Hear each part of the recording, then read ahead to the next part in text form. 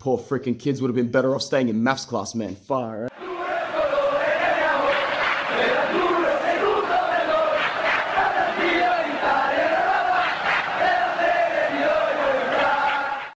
Ciao ragazzi, Anthony here for Inter Worldwide. Inter 0, Sassuolo 0. And, you know, again, this season we have failed to take points from this bogey team.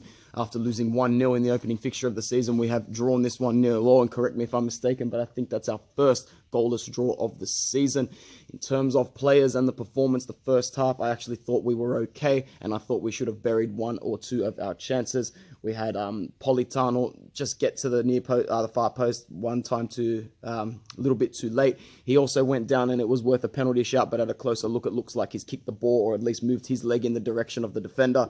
So there's no penalty there. There's no need to really get up in arms about that. It's just very frustrating, as this was a time that we had to take 3 points. Roma has won, and you know, you fully expect the rest of our rivals to make it very, very hard and difficult for us. So in terms of players today, I think we saw a very average performance from Quadra Samoa.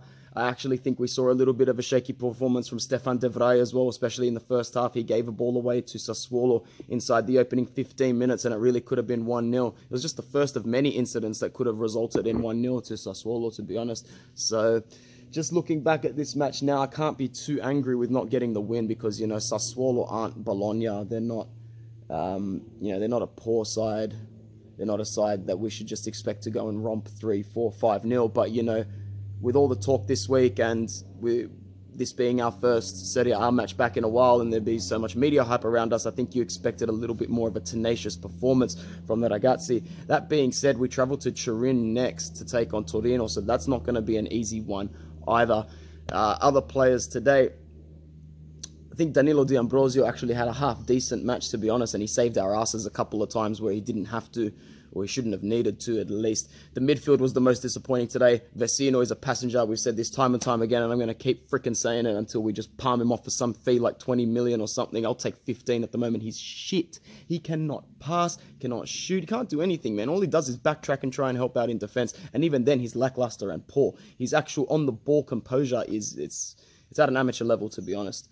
Brozovic was fine again. If anything, he was the only thing that I can say was fantastic. He's just got way too much to do by himself. João Mario was expected to help out a bit more, but he was poor today. He was very poor. He was just as much of a passenger as Vecino. A couple of lively moments on the ball, but that's about it. Yeah, to be honest, it's not a good result, and I can already see comments flying in from the Inter-Australia community, from the Inter-Worldwide fans that were keeping in contact with me. No one seems to be really happy with this result, so you make sure you drop a like and leave on the comments where you think we're going to go from here.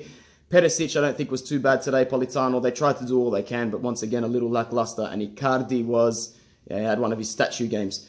Luciano Spalletti, he does this thing where he gives the players the opportunity, the players take that opportunity, and then they're navigated back down to the bench for 81 minutes.